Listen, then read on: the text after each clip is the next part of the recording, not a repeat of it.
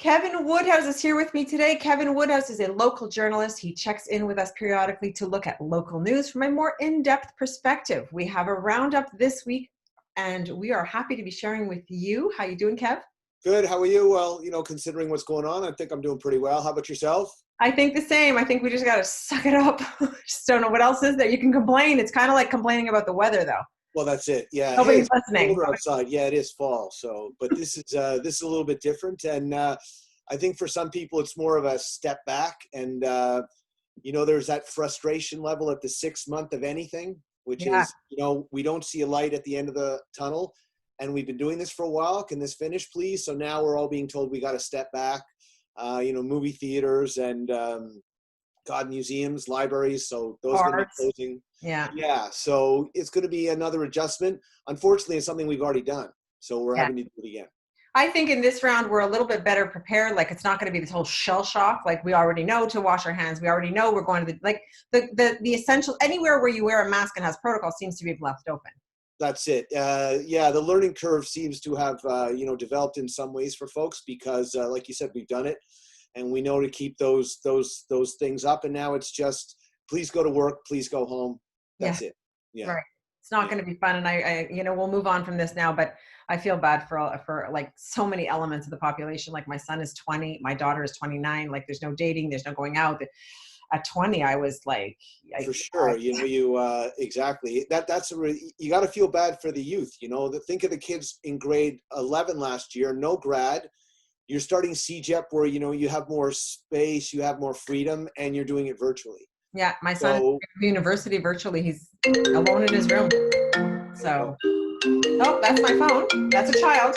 We have Tank on yeah, sorry for your toe. Yeah, we've got Tank to deal with. So it's nice that people are checking in, though. Yes, and it's been the community is very, very in love with my dog, and I love him too, and he's doing okay. So let's get right into the news. Just before we do that, you're right. I've always found West Island folks and animals are a nice fit. They really, we are animal people. Let's face it. There's a vet on every corner. I moved into a new project, and you'd think, retirement living and smaller downsizing. There's not one of us that doesn't have a dog. No.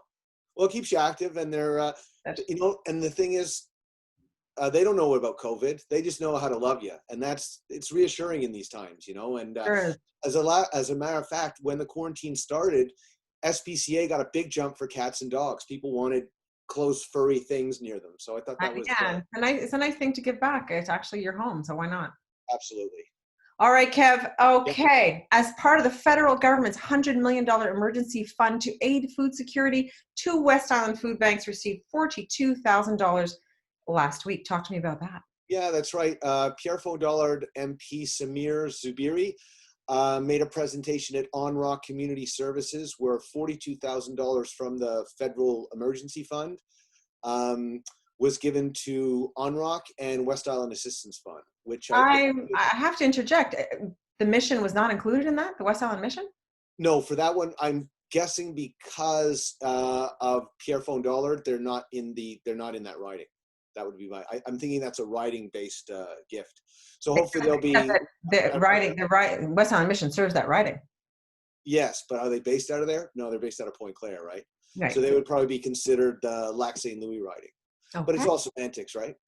So, but anyway, those were the two that got in this shuffle. But speaking of the West Island mission, I spoke to Suzanne Scarrow a few times over this. She's the executive director for those who don't know. Oh, sorry, yes. And requests for food banks have gone up considerably in the area, especially for a lot of people who've never had to use food banks before. And that's because of for a lot of people, the sudden unemployment. So there's a real need to help them out. So I guess it's good that the federal government kicked in. Very good. All right. On another note, the ASM asked the Association of Suburban Mayors of the Demerged Cities. For those of you who don't know, there are 13 demerged municipalities. They denounced the AGLO pre-budget plan this last week. The City of Montreal's Agglomeration Committee pre-budget recommendations for 2021 noted that the report was produced without knowing the totality of the lost revenue and unforeseen expenses resulting from the pandemic and the specific measures that any city has deployed in an emergency response to this.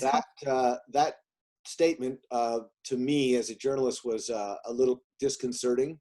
Obviously, you can't put a tally on everything. I think there's a ballpark. For instance, Dollard Mayor Alex Butowski, who was one of the co-authors of the ASM's response to the pre-budget, he along with Beaconsfield Mayor George Burrell. Well, speaking to Alex, he told me that the losses for the STM, which is our public transportation, during the COVID have been $400 to $500 million. That's just one thing. So, and that's at just one city or all the cities? No, that's island wide. Okay. Yeah. So that's as he said, that's not small money. That's a decent amount of cash that's just gone. And so one of the things that the ASM were hoping for was the city of Montreal is for its territory, it's not planning to raise taxes over the inflation rate, which is usually between 1.5 to 2%. They're not promising that for the agglomeration. They're not. No. So we've seen in some years 9% to 10% increases. So demerged municipalities are not exempt, or anyone in the agglomeration are not exempt from revenues that could be higher than inflation. Now, there's no numbers yet, obviously, but if the ASM denounce the pre-budget and walk away from the consultation, feeling that there wasn't really much consultation, it's this way or the highway, which is something that the demerged cities, this is not the first time we've heard of this when it comes to the demerged cities and the agglomeration council. Yep. There's rarely a meeting of the minds. One of the things that they did reiterate, which they've been asking for years, is have the provincial government, I guess particularly it would be the Ministry of Municipal Affairs, to sit down, agglomeration, municipal affairs, and the demerged suburbs and go, can we figure this out? You and I have probably said this 50, 60 times over the course of stuff of you and I doing media over the years. It's almost taxation without representation. That's what the ASM it is. We can't vote for half of our money goes down plus, and we can't vote. That's the number. Almost 50% of every taxation dollar for a demerged municipality goes to the agglomeration. Now, do we get that much? Do we get extra? Do we get extra goodies, or are we paying for some of the projects for the city of Montreal? So, folks, let's put an asterisk beside this story, because I think there's going to be some sticker shock when it comes to tax time coming up from the agglomeration. I really hope I'm wrong. But also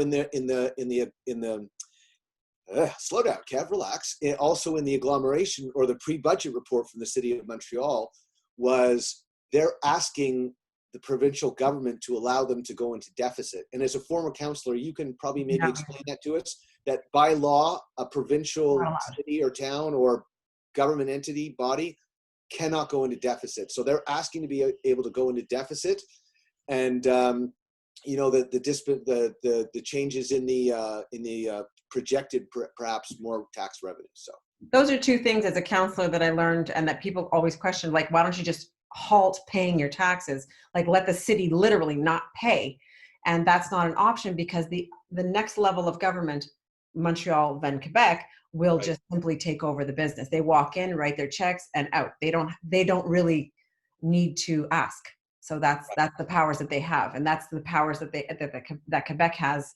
The only body of government that can fix this problem with the demerged cities and election issues is Quebec. It's not Canada. You can't call Francis. He's not going to help us. Mr. MP Scarpelage is not able to help us with this one. No. This is definitely a Quebec thing. Right. Sorry, just to add one more thing. It was scratching my brain. I knew there was something else I forgot to mention, and it was the notion that besides asking the government to cut away or to allow for the possibility of a deficit, they're also asking for the provincial government to help with shortfalls in COVID expenses, the transport overruns, such as that. So if the city is asking the province for help, the province is going to ask the federals for help. Who's going to get hit with all, it's going to come down to the taxpayer. So I really hope that all levels of government going forward can really not try and wash this off on the taxpayers' back, because people are being just hit too hard. I'm not hearing a lot of people telling me they're saving a tremendous amount of money right now. No, this is going to have very tremendous rippling effects. On that note, WIBCA launches capital campaign program Yeah. to boost youth programs. The West Island Black Community Association, WIBCA, has launched a capital campaign where the drive is to raise $250,000 much needed dollars to renovate its drop-in center as for services to youth in the area. So talk to me about how that went down. I had a chance to speak to Kemba Mitchell, who's their chairperson, and if you've ever talked to her, folks, she's a real bright light. She's exactly where she needs to be in that association. They're all working as volunteers, and they own the building, which is spectacular. But if you've ever had the opportunity to go to the building, it needs some TLC, and that's what they're trying to do. But that's why it's not a $500 or $1 million campaign, because let's be honest, $250,000 to get a youth center up is sadly peanuts. That's right. And, no one's looking to put in jacuzzis or, the kids are looking for mentorship programs. They want to boost the scholarships. They want to do after school homework programs, provide more. They also want to partner up with Big Sisters, Big Brothers of the West Island, which I think is a spectacular idea. They want to be able to, this is all youth-based too. The area youth have asked what they want. And one of the things they want to be able to record some music. So they want to figure out a way to put in a temporary music studio, which is, this is, like you said, they're not asking for the moon here. And this is such a great organization. And I think, actually, you've got a connection to this too, Rhonda. I'm on this board. I'm on the capital campaign board with some really great community activists, Bridget Garceau, Jim Bass, Errol Johnson, like it goes on. The list is just beautifully long. Larry Day, like these are people that are really two of the West Island. They get folks who get stuff done, which is great. And Jackie McGowan, Katina, like we're really it's a good group, and we're excited to get this done. We don't plan on taking 100 years to do this. This has got to get done and finished, and that's it. The challenge is, hopefully once we get the money, the problem is probably going to be construction. But anyway, we'll cross that bridge when we get there. That'll be a great problem to have. That's exactly it. So it's a great initiative, and I wish them the best of luck. All right. Due to the COVID-19 pandemic, the Canadian Pacific Holiday Train will not be doing its usual round. They will be going virtual. However, everyone is I'm impressed at the imagination that people are having. They want to continue to donate to food banks in communities along this network that they usually do. They pass through, they pick up food, have concerts and stuff. So this year will be a virtual concert in lieu of their regular programming. So I think I've had a chance, I'm sure like yourself, over the years to have gone a few times. And for the West Island, it's one of those things that really it's really part of the Christmas calendar, I feel, because it brings out people of all ages. Everyone's in a spectacularly good mood. And not only that, you see kids of all ages bringing cans or food stuff or money to Moisson Montreal are often there, and it also goes to area food banks, which, as Wendy Grippi always said at West Island Mission, hunger doesn't take a vacation.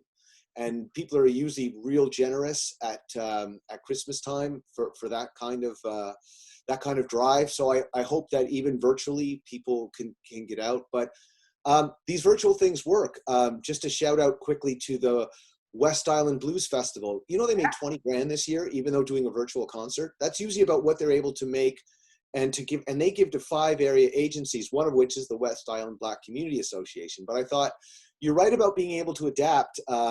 It's a challenge for nonprofits, because how do you do barbecues? How do you do bingo nights? How do you do balls? How do you do golf? How do you do golf tournaments?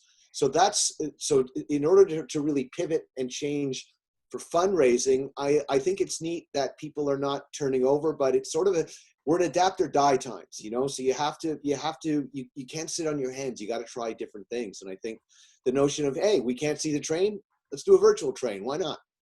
I think it's absolutely so. Yeah. Well, it's going to be another interesting week. We will be touching base with you every single week as best we can, given the conditions that we have. Students will be walking out in a LaSalle school tomorrow. They are contesting going to school during COVID. I personally, and I don't usually try and throw my personal opinion on this one, but I'm interviewing Dario De Felice, one of the reporters for the West Island blog, and he will be discussing how he feels. I'm not confident I understand why there isn't just an option for online. If you want to go to school, good. If you don't want to go to school, go online. Everybody should just have a camera. Let's get this done. Like some weeks you're good. Or what about the kids whose brother got tested and can't go to school this week? So let him, just everybody has an online option, and you do what you can when you can. I think that's how I would hope that this plans out. That's probably something for some schools are doing it already. They do have the online option. Maybe not right now for LaSalle. It's definitely something that'll have to be figured out. The logistics are a little bit more challenging when you're using larger groups for an extended period of time on some of these social platforms like Zoom. There is crashing that can happen. It's a minor thing, but it's an occurred. They may not just logistically be able to handle the extra bandwidth or all for what it is. I'm not sure, but I think as we evolve, education is going to have to evolve too. So I would say that's more of a like, again, we should put an asterisk beside this, because this will keep changing. Next week, everyone could be home, or everyone back, or yeah, who knows, every single thing. We've got the next 28 days. So I will see you next week. And these next 28 days, Kevin and I are committing to the 4 reports to you that will get you the news you need to know, basically. Yeah, and I've tried something, and it's a little weird, but it's something that I've tried to do. I'm trying to use 2 words a lot when I speak: wonderful and lovely, because I find if you can use like more positive words, it's going to help me, I think, because it's really easy to get down in times like this, and I think you got to stay up. So if someone's talking about something, it's like, that's wonderful, that's great, things can be wonderful, things can be lovely, as opposed to just going to the negative straight away, which is easy to do, right? When we're habitual with it. So it's habitual. We do that as people. Yeah, so there it is. So Rhonda, it was lovely speaking to you today, and I hope that you have a wonderful day. I hope you do too. It was lovely talking to you, Kevin. Have a good one, It was everyone. fun already. Bye.